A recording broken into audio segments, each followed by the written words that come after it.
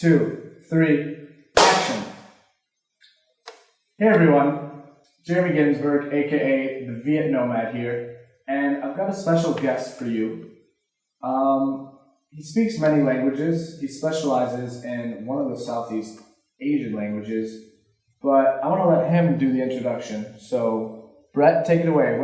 When you meet people, how do you introduce yourself?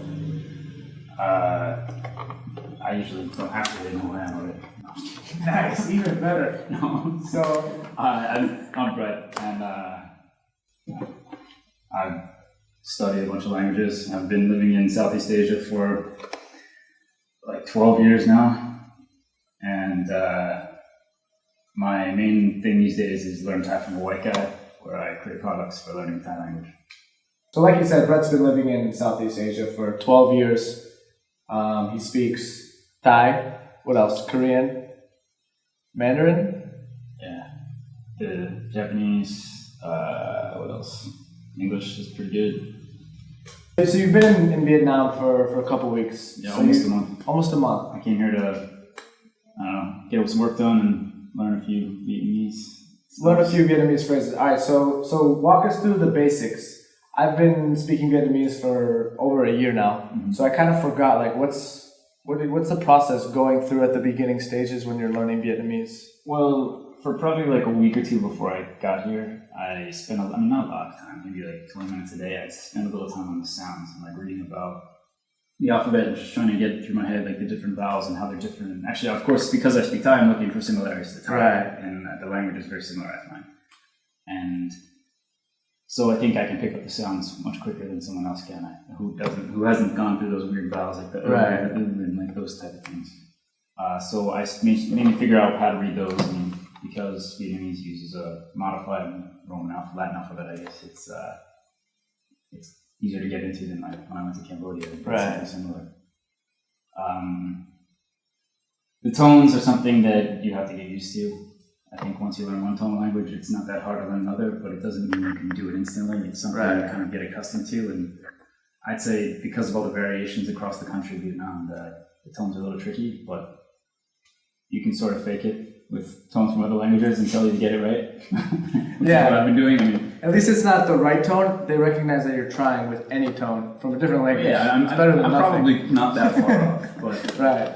But I mean, when you go to different parts of the country, like I guess in the north, they don't do that, or they do the creek in the north, but they don't do it in the south, like that. Yeah. Until they're Yeah. They don't really do that here, right?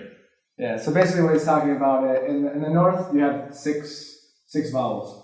In the south, tones. Sorry. In the north, you have 6 tones, and in the south, 2 of those tones kind of blend into one. The high and ngã.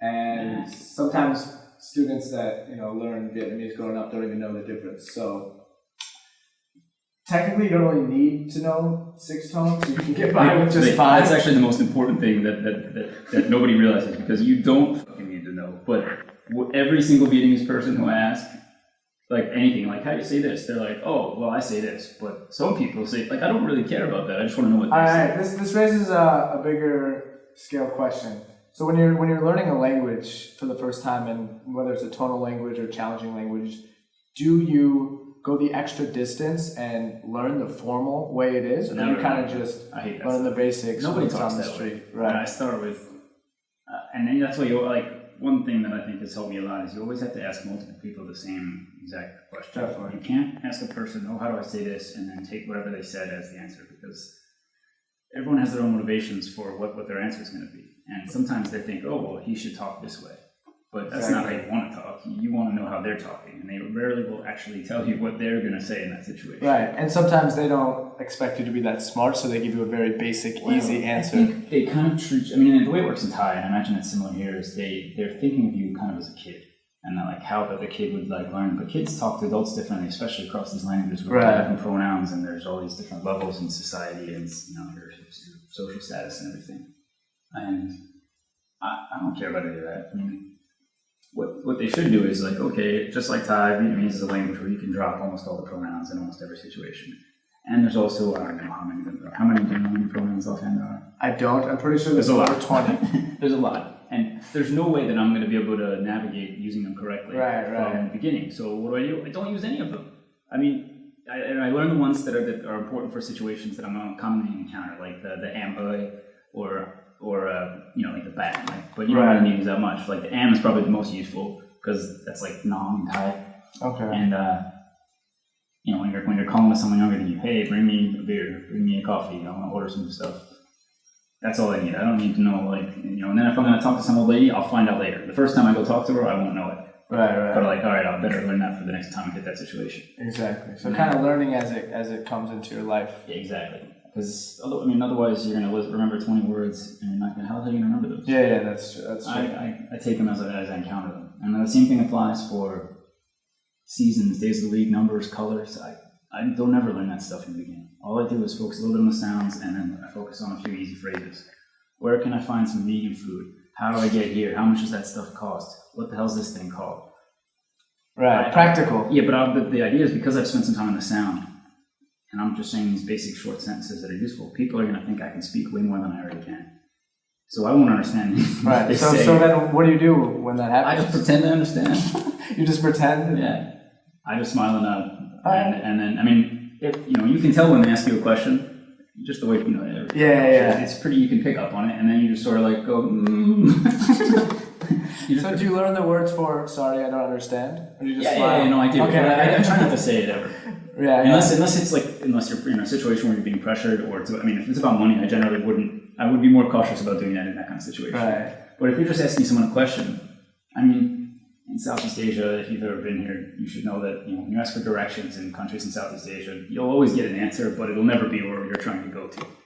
Yeah, a lot of times it's the same as here. they don't want to admit that they don't know, right? So they'll always try to help you, whether it's right or wrong. They just get in their idea that he must mean this place. All right.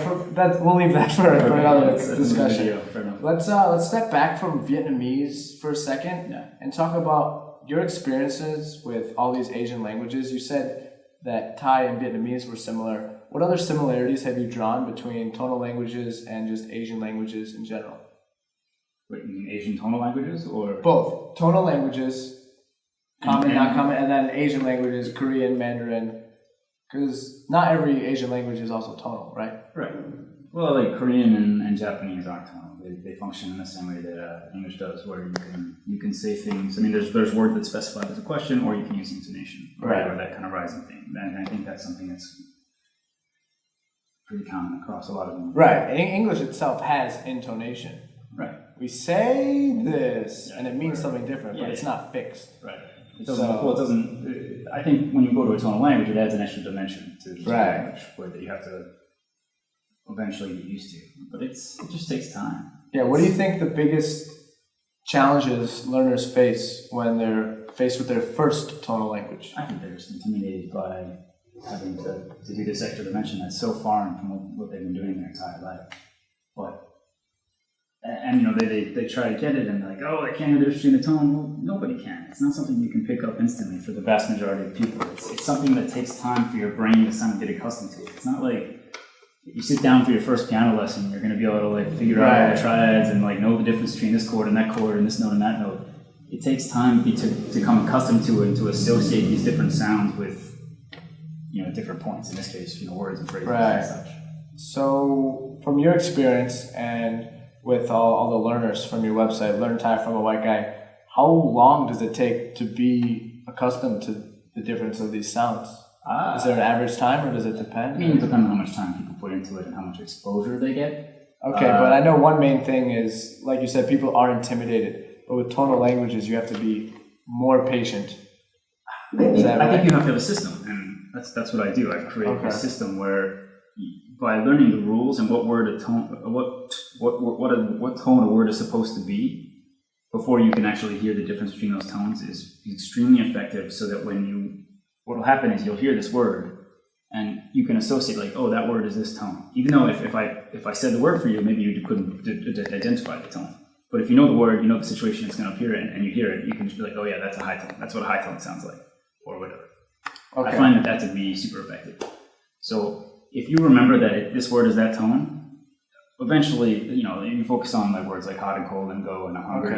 All the stuff you're going to say from the beginning. And be aware of what tone it's supposed to be, and try to say it correctly. You won't always, but listen to the way that the native speakers say it, and try to copy their tones. And then what will happen is, like, oh, this word is the same as that word. So as you learn new words that impose over those that take the same tone, you can just sort of shift. That's what I did. Right. So basically, as you learn the tone, matching it with one word, knowing that, and then every time you learn a word that's the same tone, it just goes on top of that. Well, eventually, it's not something you won't be conscious of it after a while. It's just something. It's a good little thing to do in the beginning, is to focus on some word that you say every day, or you're going to hear almost every day, and just focus on, like, that's my, use an example of each tone, right. And then pay attention to the way people say those words every day, like love or hot or hungry or understand, and just like use an example of a very common word for each one, and just pay attention, like home in when people say that word, and try to be as familiar as possible, and like you said, match them, mimic them. Yeah, mimic. I always repeat what people say to me in the beginning, because even though you don't catch it, you don't understand it. Sometimes the sounds are still in front of you, and you can say it right then. And by saying it, I feel like I can take it and make it right. Better. And I do the same thing as well. And one thing that I think people stop a little bit short. So I'll be with you and I say, oh, what is this? What's the word in Thai for this? Cha. Cha. Cha. Cha. So I think I ask what it is, and you say cha, and then I say, okay, thank you, instead of repeating maybe 5 times sometimes. Oh, yeah. If it's cha, maybe that's a shorter one, but if it's more difficult, you want to check their reaction. Right, what you have to do is, because if you say it wrong, they'll scrunch their face. Exactly. So it's literally, it's like just back and forth, cha, and then you try to like see if it's correct, and then they go back and forth, and then if you say it wrong like 5 times, you just give up and move on. But no, don't give up. You can't do that for 10 minutes. You give a few goes. But I've been there maybe 3, 4, maybe 5 times. You can get away with it. Right. Because like you said, maybe they're teaching you like you're a child, but they have patience with you as if you were a child. If you were an adult learning the same language, and if I went up to you in English and say, what is this? You said bottle. I said, oh, bottle? Like, you'd be like, what are you doing? Well, yeah. So I think you got to use, that to your advantage, and they will be patient with you and try to mimic them until you can get it as close as possible. Right, but it's something you'll have to do over time, and you're usually, for a lot of sounds, you won't be able to get it right the first time, and that's okay. Right. But you want to try to if you can, and part of what you can do to sort of help that is by spending some time really understanding the sound system of each language. Right. So how would someone who's never learned any language at all, how do they learn the new sounds for a new system? That sounds pretty intimidating. Like you said, it's hard. So it's hard if you don't know where you're coming from. So where do you start? What do you suggest? Like in Vietnamese and in Thai, and a lot of languages like this, that each vowel only has one sound. It's not like in English where we write an A, but there's a whole bunch of depending on where, and based our dialect and where you're coming from, and just in different parts of the same area, you might say an A like as an A or an A. Yeah. Or I read recently that there are 12 ways in the English language to make the oo sound. Really? Depending on because like oo, ou, and fruit, ui, like there's 12 different ways. Think about, but in Vietnamese or Thai, it's only one sound. It's only one. There's more vowels. Like Thai's got 30 some vowels, and Vietnamese has a bunch of vowels too. And the reason they have so many vowels is because each one has only one sound. Right. Whereas English has 5, but each one has a bunch of different possible sounds. Like you go to like Australia, like an I turns into like I. Or no, New Zealand. New Zealand, they don't say 7, they say 7. Right. Yeah, they're like the thing that we say like is an ed, it turns more like right. And that doesn't happen in Thai. It doesn't happen in Chinese. That doesn't happen in a lot of tonal languages, monosyllable. Right. So if you actually learn the vowel sound correctly, we have to eventually, because it's the only way to say it. Okay, so we realized you got to learn the vowel sounds and the sounds in general. I'd say that's more important than learning the tones in the beginning. To get the vowels down first and down first, and then tones. So if you're not learning Thai, we know where to go to if we want to learn Thai. But say we want to learn a different tonal language, where do we start? Well, even if it's like Cambodian, you still got to do the same thing. You got to learn the vowels, because even though it's Cambodian, it's not a tonal language. Where do you start? It depends. You gotta assuming we don't have the money to buy your course and then think of everything in terms of a different language using your method. That's tough. Do you know, just like day one, do you think people should just start listening to music, or pay for a tutor right away? If you're trying to learn the tones, maybe learn the international phonetic alphabet, or I don't know. I mean, I usually would tell people not to get into that because ultimately you want to learn the language that you're trying to learn. And not everybody wants to be a polyglot. So I think time spent learning IPA and stuff, I don't know, it's up to the person. If they're into the science of it and they want to get behind the scenes, that's fine. When I was doing this stuff, I didn't care. I didn't know anything about linguistics 10 years ago. I eventually took some classes and I realized that it can be useful. But when I taught people over the years, I didn't want to have to teach them technical terms for stuff. I threw away all that. Make it as easy and fun as possible. They don't want to, people weren't paying me to teach them linguistics. They wanted to learn Thai. Right. So I avoided all those, the technical terms and the jargon and stuff, which just ends up being more work, and it's totally useless for the same reason that like learning grammar is kind of useless in most cases in terms of like, the names of present participle and all that stuff. Yeah. Like I don't remember any of that stuff from when I was like, you know how to say it. My English is okay. Why you say it? I'm not probably the best English speaker in the world, but I'm relatively fluent. It's kind of relatively, and I don't remember any of that garbage that I spent who knows how many hours throughout my childhood. Stupid exercises that was totally useless. It doesn't help my language at all. Right. I never did that for Thai. I mean, I think focusing on sentence patterns is much more important. And not so much as, which is sort of grammar, but not caring that this phrase is a conditional or that. Yeah. Sometimes that stuff doesn't matter. Adding a name to it makes it even more confusing, right? Yeah. I don't want to label it as that. I want to know what situation might we use this in. What feeling is it similar to in a language that I already know? Right. So, real quick, I just want to talk about language learning in general. I know maybe some of you watching this haven't yet made the leap and started learning a language for the first time. Or maybe you're living in a foreign country and you really haven't made that effort. Me personally, living in Vietnam, the fact that I can speak Vietnamese has given me amazing opportunities. I've been on, I think, like 5 or 6 TV shows. I get discounts. People remember me. People always are happy when I go to their store, and it makes a big difference. I want to hear, your experience. Is it the same in Thai? I know you're not as extroverted as I am. Why is it worth it? It's absolutely the same, because is it the same? Life is so much better. Right.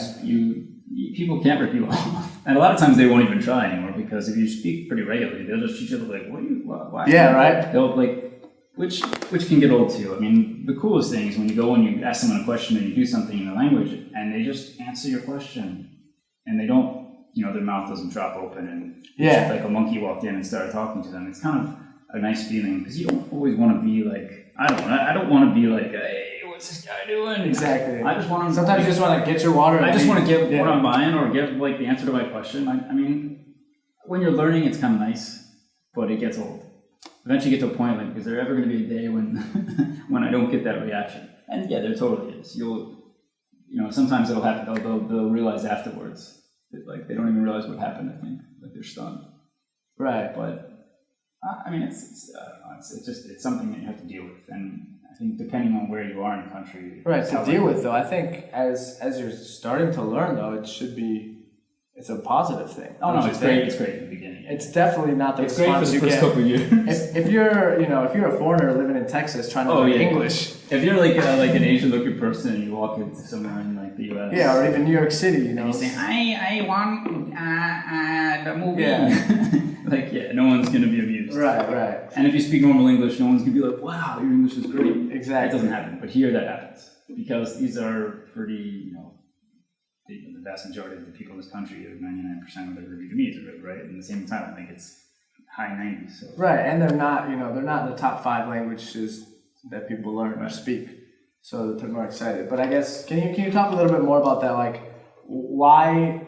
If someone's watching this and say they're living in China, Japan, or Korea, and they haven't really started to learn the local language, they're missing even out in Europe, and what are they missing out on? They're missing out on everything. They don't understand what's going on around them. They're whatever their reasoning is, whether they're scared or they're just not used to it, they're not comfortable. That's usually what's happening. Yeah, right. There's a lot of language anxiety and cultural anxiety when you don't really know what's going on, and it's hard. It's not something you can do overnight. You can't learn a language in a month. It's a gradual process, but you can do things, you can do little things to gradually push it forward over time. And a lot of people have always said to me like, oh, I don't know if I'm going to be here long enough.